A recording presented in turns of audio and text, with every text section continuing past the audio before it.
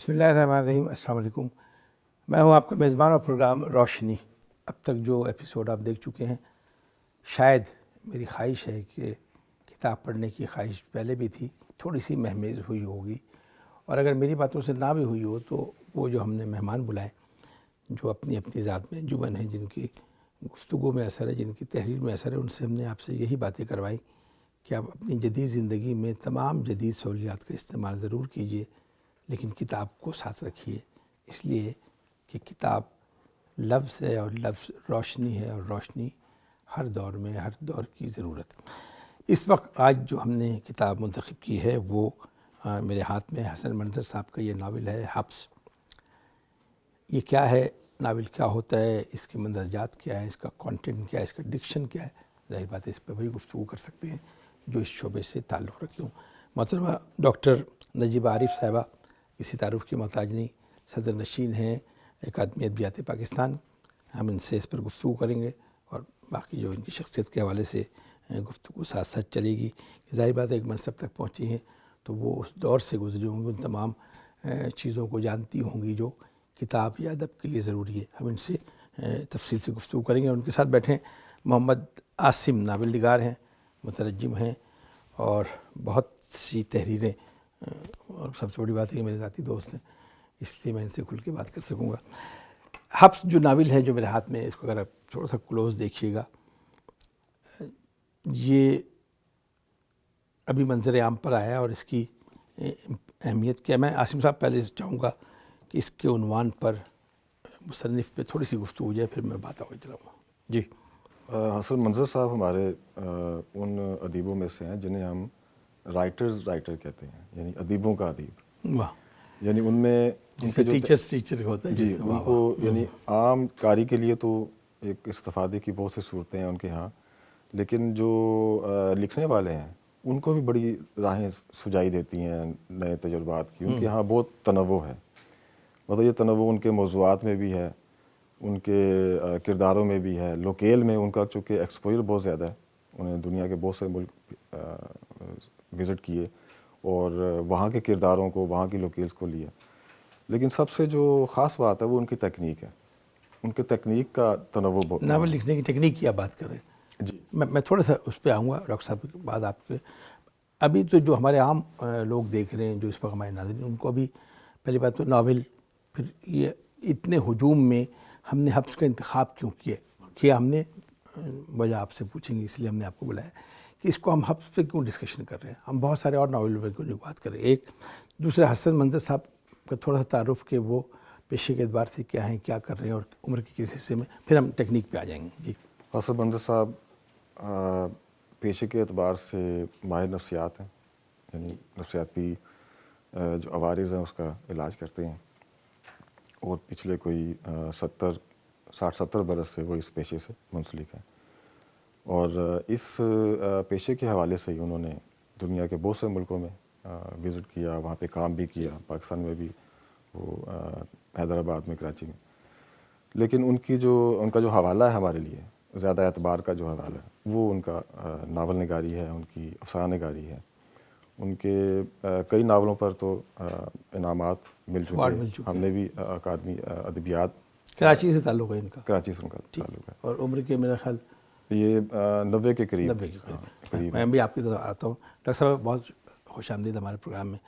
بہت سے ہجوم میں ناولوں کے، اور ایک طویل قطار ہے ماضی سے لے کے اور آج تک، اس میں اس کا انتخاب یا تو ہمیں داد دیں یا ہمیں بیداد کریں، جو آپ کہیں گے وہ مناسب ہو. اس پہ آپ قابل تحسین ہیں، بہت داد شکریہ. کے مستحق ہیں، کیونکہ آپ نے ایک ایسے ناول کا انتخاب کیا ہے جو اس وقت ہماری معاصر زندگی کے سلگتے ہوئے مسئلے سے تعلق رکھتا ہے. اور یہ ناول آج سے 6-7 برس پہلے لکھا گیا، شائع ہوا 2016 میں پہلی مرتبہ شائع ہوا تھا. اس ناول میں مسئلہ فلسطین کو اس کے تاریخی اور معاصر تناظر میں پیش کیا گیا ہے.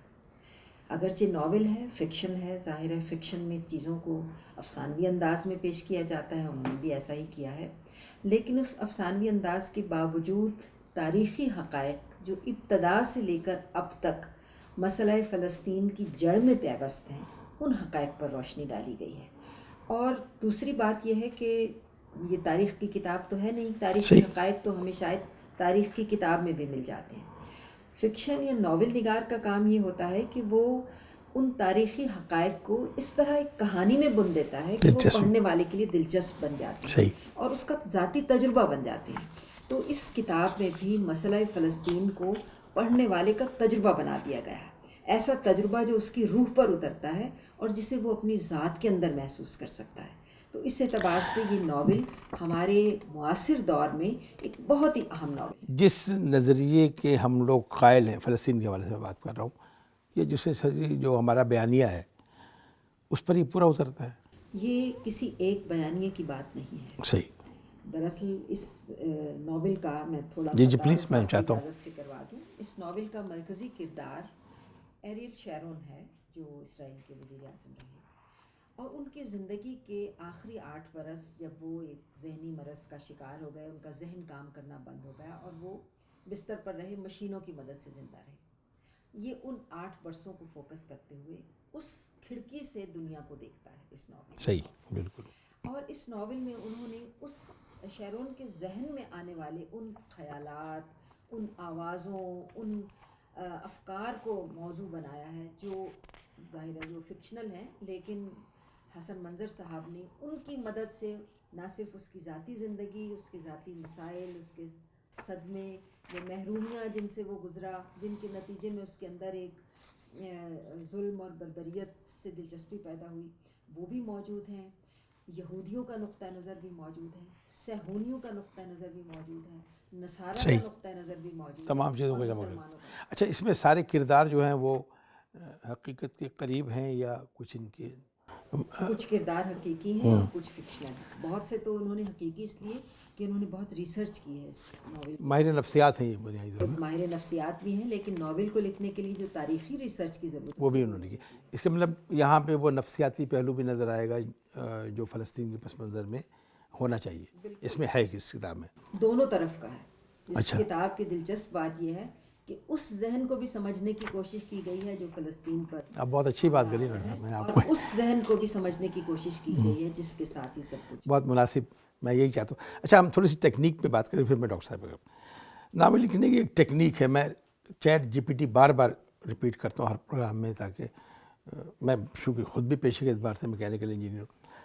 چیٹ جی پی ٹی پہ لکھا ہوا افسانہ یا ناول کیسے ہم کہیں گے کہ حبس سے بہتر نہیں ہے، یا اس کا اسٹینڈرڈ کون بتائے گا؟ کوئی ادارہ بتائے گا، شخصیتیں بتائیں گی، یا ہمارے پڑھنے والے بتائیں گے؟ پہلی بات تو اس کے ٹیکنیک پہ ہم بات کریں، پھر میرے سوال کا جواب دیجیے گا. تخلیق جو ہے نا اس کی اپنی خوشبو ہے، تو آپ روشنی بھی ہے. اس کی روشنی بھی ہے. تو چیٹ جی پی ٹی بلا شبہ ایک بہت بڑا انقلابی ایک ایپ ہے یہ، اور یہ اس کو آپ روک تو سکتے نہیں، مطلب یہ آئندہ مستقبل کی آواز تو یہی ہے.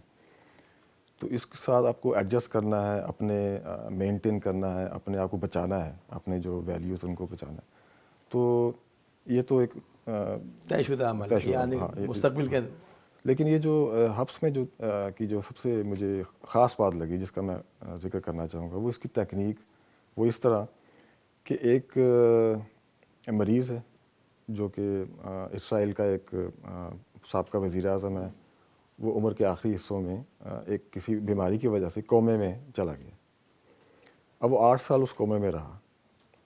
اچھا، اس کومے میں جو کچھ بھی ایک مریض کے ساتھ ہوتا ہے وہ کسی ریکارڈ کا حصہ نہیں، مطلب وہ میڈیکل ریکارڈز میں نہیں آتا، کیونکہ جو بھی کومے سے باہر آتا ہے اس کو کچھ یاد نہیں رہتا، اور آپ بھی کچھ اندازہ نہیں کر پاتے. لیکن ایک بات طے ہے کہ وہ اس کا جو دماغ ہے کومے کے دوران وہ فعال رہتا ہے، یعنی وہ اس کے جسم کی طرح. اور وہ کومے میں بھی ہے، جسم تو سویا دماغ ہوا بھی ہے، فعال ہے، کومے میں بھی کومے ہے. میں بھی یہ ہے. ٹیکنیک واہ. اچھا، اس کو انہوں نے کیپچر کیا، اس کیفیت کو، اور پھر امیجن کیا کہ اگر وہ کس طرح کے خیالات ہیں جو اس بیدار سوئے ہوئے جسم کے بیدار جو دماغ میں آتے ہوں گے، وہ تاثرات، وہ اس کے خوف، اس کی حسرتیں، اس کے پچھتاوے، ہر چیز. اور پھر ساتھ ساتھ ایک اس کی نظر سے پھر انہوں نے اس سارے مسئلے کو بیان کیا. اس سارے مسئلے کے جتنے بھی پہلو ہیں، مثلا جس طرح ابھی میڈم کہہ رہی تھیں کہ اس میں ہر جو صہیونی اور سب طرف کے جو پہلو ہیں اس زاویے کو انہوں نے لیا. لیکن اس میں مسلمان ملک جو ہیں جو کہ ان پہ بھی تنقید اس پہ ہے کہ وہ جو اس سب کچھ کو دیکھ رہے ہیں اتنے عرصے سے، اور جس طرح ان کو فعال اس میں کردار ادا کرنا چاہیے اس کو حل کرنے کے لیے، وہ اس میں نہیں آ رہے. تو اس طرح وہ سارے اس ناول کے موضوع اس ناول میں، اور بنیاد یہ ہے کہ وہ جو قومے میں انہوں نے یہ باتیں کی ہیں، انہوں نے یہ باتیں کی، اور پھر یہ اس میں فکشن کا جو پہلو ہے وہ بہت مضبوط ہے. مطلب اس ساری باتوں کو آپ جو اس کے اوپر تحقیق کی گئی ہے اس موضوع پر، مسئلہ فلسطین پر، اس پہ آپ پڑھ سکتے ہیں ان ساری باتوں کو. لیکن فکشن کے پیرائے میں اس دلچسپی کے ساتھ یہ حسن منظر صاحب کا یہ مارکیٹ میں آ چکا ہے. کمال. یہ 6 سال پہلے آ گیا تھا. اچھا، ابھی مارکیٹ میں موجود ہے؟ جی ابھی دوبارہ بھی چھپ گیا. لینا چاہے تو جی مارکیٹ سے بالکل. اچھا، ایک عاصم صاحب، اور اس تکنیک پر میں آپ کی بات، جی، اس تکنیک پر میرا نہیں خیال کہ اردو میں اسی پہ اس سے پہلے میں ڈاکٹر صاحبہ سے پوچھنا چاہوں گا. ڈاکٹر صاحب، آگ کا دریا، اداس نسلیں، راجہ گید، جو جتنے بھی نام لے لیں، جب کوئی نیا آدمی کتاب پڑھنا شروع کرتا ہے تو وہ ان ناولوں کی طرف جاتا ہے. وہ ناول کیوں خریدیں جو تجربے کے لیے وہ چھپا ہو، یعنی اب تجربہ ہے نا نیا. تو کیسے ہم اس بات پر کنونس کریں گے اپنے سننے والوں کو، اپنے دیکھنے والوں کو، کہ وہ کتابیں ہیں موجود لیکن اس کو بھی خرید کر اگر پڑھ لیا جائے تو کوئی وجہ ہوگی اس کی؟ دیکھیے، جو کتابیں پڑھنا چاہتے ہیں ان کے لیے کوئی اس طرح کی کنونسنگ کی ضرورت نہیں ہوتی. وہ ان کے اندر ایک طلب ہوتی ہے کتاب پڑھنے کی، اور وہ طلب کے نتیجے میں پڑھتے ہیں. جہاں تک تجربے کی بات ہے، تجربہ ہی تو آگے لے کر جاتا ہے ادب کو. اگر تجربہ نہ ہوگا تو ہمیشہ پھر آپ روایتی انداز میں، اسی مکھی پہ مکھی مارنے کے انداز میں لکھتے چلے جائیں گے. ہمیشہ ہر بڑا ناول اپنے موجودہ ادب سے یا پچھلے ادب میں کوئی اضافہ کرتا ہے، کوئی اپنے کسی نہ کسی تجربے کے ذریعے. تو میرا خیال ہے اس ناول کو مارکیٹ کرنے کے لیے اگر آپ سمجھتے ہیں کہ کیا کنونسنگ پوائنٹ ہونا چاہیے، تو یہی پوائنٹ ہے کہ یہ اپنے موجودہ فکشن سے ایک قدم مختلف ہے، آگے بڑھتا ہے، اور اس میں ایک تنوع پیدا وہ کرتا لوگ ہے. جو تجربے کی دنیا میں قدم رکھنا چاہتے ہیں وہ اس کو پڑھ سکتے ہیں؟ نہیں، سب لوگ پڑھ سکتے ہیں. وہ لوگ جو فلسطین کے مسئلے کو سمجھنا چاہتے ہیں، جو اس وقت فلسطین کا مسئلہ ہماری پوری کرۂ ارض کے ہر باشندے کا مسئلہ ہے، اس لیے کہ اس وقت کرۂ ارض کا ہر باشندہ اور اس کی زندگی اور اس کا مستقبل خطرے میں ہے اس مسئلے کی وجہ سے. تو اس مسئلے کو سمجھنے کے لیے بھی یہ ناول بہت اچھا ہے. تو یہ جو کتاب چھپی ہے یہ کہیں اور سے چھپی ہے؟ ہمارے کسی سرکاری ادارے نے اس کو نہیں چھاپا؟ ہر ادارے کا ایک دائرہ کار ہوتا ہے، اس دائرہ کار کے اندر ہے. اب یہ جو تخلیقی ادب چھپتا ہے، بہت سارے ادارے موجود ہیں جو چھاپ رہے ہیں. اس سے پہلے یہ دوسرا ایڈیشن چھپا ہے ابھی. اچھا، ظاہر ہے کتاب کی اہمیت ہے، وہ بکی ہے، وہ ختم ہوا ہے ایڈیشن، تو دوسرے ایڈیشن کی نوبت آئی ہے. جہاں تک اداروں کا سوال ہے، ہمارا ادارہ بھی کتابیں چھاپتا ہے اپنے دائرہ کار کے مطابق، اور 500 سے زیادہ ٹائٹل ہم نے چھاپے ہیں اب تک، مزید چھاپ رہے ہیں. معمار ادب کے، اردو ادب کے معمار کے نام سے ہماری ایک سیریز ہے، اس میں ہم نے بہت ساری کتابیں چھاپی ہیں. تو کتابیں تو سب ادارے چھاپ رہے ہیں، لیکن ظاہر ہے ہر کتاب ہر ادارہ نہیں چھاپ سکتا. لیکن اگر ہمارے ایسے پروگراموں سے اگر نشاندہی کر دی جائے، بعض ایسے دیکھیں بہت سے ہمارے خطوط ایسے آئے ہیں، بہت سے مضافات سے ایسے ٹیلی فون آئے ہیں گمنام علاقوں سے خط آئے ہیں کہ وہاں ایک کتاب چھپی ہے اور ایک کتاب لکھنے والا ہے، وہ اس نے کیا شاندار کتاب لکھی ہے، جلد ان کی کچی بنی ہوئی ہے. ہم اس پہ پروگرام کریں گے انشاءاللہ. تو کیا اس طرف توجہ جائے گی؟ بالکل جانی چاہیے، اور ہماری تو اکادمی ادبیات پاکستان کی یہ ترجیح میں شامل ہے کہ ہم مضافات میں مرکز سے دور بیٹھے ہوئے ان لوگوں کو شناخت کریں، ان کو پہچانیں، ان کو مرکزی دھارے میں لے کر آئیں. اس میں جو زبان استعمال کی گئی ہے کیا وہ ادبی زبان ہے یا عام بول چال کی زبان ہے؟ دونوں طرح سے موجود ہیں، کیونکہ اس بات پر منحصر ہے کہ کس کردار کے منہ سے کیا کہلوایا جا رہا ہے.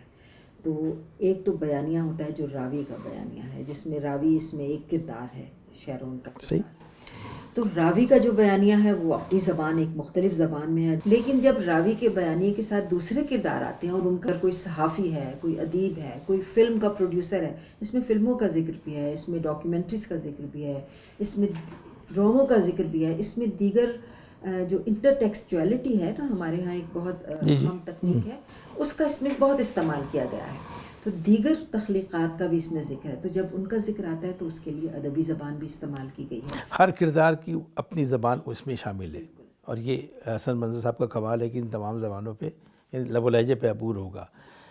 ایک صرف آپ سے سوال اور جاننا چاہوں گا کہ فرض کیجئے میں مستقبل کی بات کر رہا ہوں، فلسطین سے جو بھی وابستگی ہے، جو بھی صورتحال ہے، اس کے تبدیل ہوتے ہوئے مناظر جب آج سے 5 سال یا 6 سال بعد کوئی بھی صورتحال ہوگی، تو اس وقت اس کتاب کو ہم ریفرنس بک کے طور پر استعمال کر سکیں گے یا مزید اس میں اور اضافہ ہوگا؟ دیکھیے یہ تو زندگی میں ہمیشہ ہوتا رہتا ہے، زندگی آگے بڑھتی رہتی ہے. کیا آج بہت محتاط جواب دے رہی ہیں. رومی کیا آج ویلڈ نہیں رہے؟ صحیح. کہ ان کا زمانہ تو صحیح بدل فرض. گیا نا. کیا غالب اور میر آج ان کی اہمیت ختم ہو گئی؟ حالانکہ وہ تو کتنے گھوڑا گاڑیوں اور بیل گاڑیوں کے زمانے کے لوگ تھے. تو ادب کا مقام اپنی جگہ پر موجود رہتا ہے اور اس کی ریلیونس رہتی ہے، ہمیشہ رہتی ہے اور رہے گی. عاصم صاحب یہ بتائیے، جو اس میں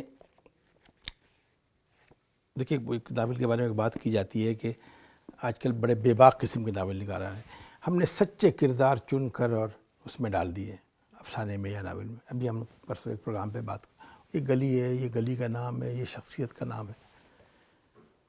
یہ بے باکی ہے، ٹیکنیک ہے، شہرت کا آسان طریقہ ہے. میں آپ سے طالب علمانہ گفتگو کروں گا، میڈم سے مہر تصدیق ثبت کرواؤں گا. بتائیے. دیکھیں یہ ساری بات سلیقے کی ہے. سلیقے سے آپ کسی کو گالی بھی نکال دیں. ادب میں تو بنیادی بات سلیقہ ہے نا، مطلب موضوع بھی اہم ہے، تکنیک بھی اہم ہوتی ہے، لیکن آپ نے کس سلیقے سے اور کس مؤثر انداز میں کس تاثیر کے ساتھ آپ نے بات کی، یہ بات سب سے اہم. آپ کے ایک اور سوال کا جواب رہ گیا دونوں ملا کے. میں ڈاکٹر صاحب چیٹ جی پی ٹی کی تخلیق کو میڈم اس کو ڈفرینشیٹ کیسے کریں گی، اس کی روک تھام کیسے کریں گی، یا کریں گے نہیں کریں گی؟ دوسرے اس کا جواب آپ ہی دیں جو میں نے ان سے سوال کیا ہے. جب ایوارڈ دینا ہوتا ہے تو ایک جوری بیٹھتی ہے اور تمام بڑے لوگوں کے نام کو جمع کر کے ایک آدمی کو ایوارڈ ملتا ہے. اس کرائٹیریے پر ہم اس حبس کو کس طرح دیکھتے ہیں؟ اب جہاں تک ایوارڈز کی بات ہے، ایوارڈ دینے کا فیصلہ کسی فرد واحد کے اس پر نہیں ہوتا. ظاہر ہے ایک کمیٹی ہوتی ہے، اس کا ایک کرائٹیریا ہوتا ہے. ہم افسانہ یا ناول یا شاعری کیوں کرتے ہیں؟ ہم کوئی لکھنے والا شعر کیوں کہتا ہے؟ اگر تو وہ اس لیے کہہ رہا ہے کہ اس کے ذریعے اس نے 4 پیسے کمانے ہیں، مشاعرہ پڑھنا ہے، یا شہرت حاصل کرنی ہے، یا کوئی نام حاصل کرنا ہے، تو وہ تو ایک جعلی سی چیز ہے. یہ تو ایک پیشہ ورانہ قسم کا عمل ہے. اصل میں جو ادب یا آرٹ تخلیق ہوتا ہے وہ تو اپنی ذات کے اظہار کے لیے، اس کی شناخت کے لیے، اس کی دریافت کے لیے ہوتا ہے. میڈم جو کمرشل زمانے میں جب سب چیز کمرشلائز ہو رہی ہے، آپ کی نظر میں اس میں ادب بھی کمرشلائز ہو رہا ہے؟ ایسے لوگ بھی، ادیب بھی کمرشلائز ہو رہے ہیں. میں یہ نہیں کہہ رہا ہوں کہ عام آدمی لکھ کے آپ کو بھیجے گا. میں یہ کہہ رہی ہوں کہ 2 خانے ہمیشہ رہیں گے، ایک کمرشل ادب کا اور ایک جینون ادب کا. جینون ادب نہیں مرے گا چیٹ جی پی ٹی سے، اس کو کوئی خطرہ نہیں ہے. میں یہ سمجھتی ہوں. آپ سے دہرانا چاہتا ہوں آپ سے جی کہ آنے والا جو زمانہ ہے اس میں چیٹ جی پی ٹی سے تخلیقی ادب کو کوئی خطرہ نہیں ہے. ایسا خطرہ نہیں ہے کہ ادیب مر جائے گا. کیوں مرے گا؟ صحیح. اس لیے کہ ادیب کو اپنی ذات کی تسکین چاہیے اور وہ چیٹ جی پی ٹی سے نہیں مل سکتی. ٹھیک.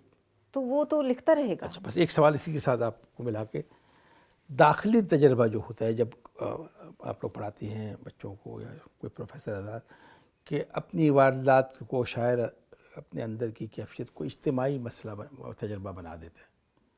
میں اس ناول کے حوالے سے داخلی کیفیت سے اجتماعی کیفیت کی طرف آنا چاہتا ہوں. میں درست ہوں؟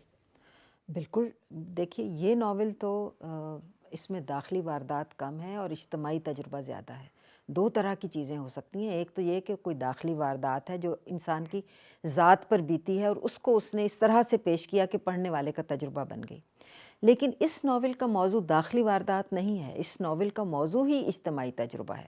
تو اس کو تو ہم سمجھتے ہی ایک اجتماعی تجربے کے طور پر ہیں، بلکہ اس کو تو یوں کہا جانا چاہیے کہ اجتماعی تجربے کو داخلی واردات بنا دیا ہے. اور یہ کرافٹ مین شپ ہے حسن منظر. ایک ہمارے پاس وقت کاش زیادہ ہوتا.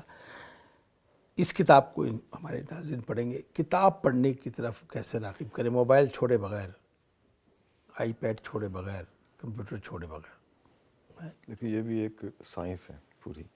مطلب کتاب ہم کہتے ہیں نا مطالعہ، تو ریڈنگ ہیبٹ کا لفظ استعمال کرتے ہیں. تو ہیبٹ تو آپ ڈالتے ہیں بچوں کو. کون ڈالتا ہے؟ والدین. جو انسٹیٹیوشنز ہیں اس میں آپ کی ماں، گھر آپ کا تعلیمی ادارے، اور پورا معاشرہ اس تو میں ہمارے شامل مخاطب ہوتا ہے. بچے ہیں یا والدین ہیں؟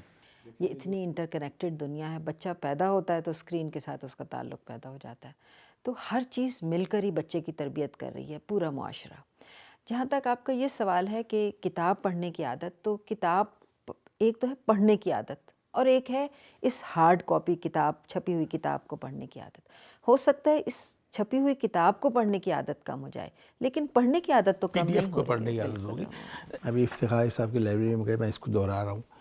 وہ 80 برس سے اوپر کے سے انہوں نے کہا شکیل وہ دائیں طرف جو کتاب رکھی ہے وہ لے کر آنا. اس کو انہوں نے یوں کر کے کھولا اور کہا کہ یہ لکھا ہوا ہے اس صفحے. اس کا کیا تائید کریں گی یا آئندہ زمانے میں محتاط رہیں؟ دیکھیں، ہم جس زمانے سے تعلق رکھتے ہیں ہمارے لیے تو اس میں بڑا رومانس ہے. کاغذ کے لمس میں، اس کی خوشبو میں، اس پرانے کاغذ میں ہمارے لیے تو ہے. لیکن جو بچے اب اس سے مانوس نہیں ہیں شاید ان کے لیے نہ ہو. یہ ایک حقیقت ہے. پیپر لیس ماحول آئے گا آگے، لگتا تو ایسے ہی ہے.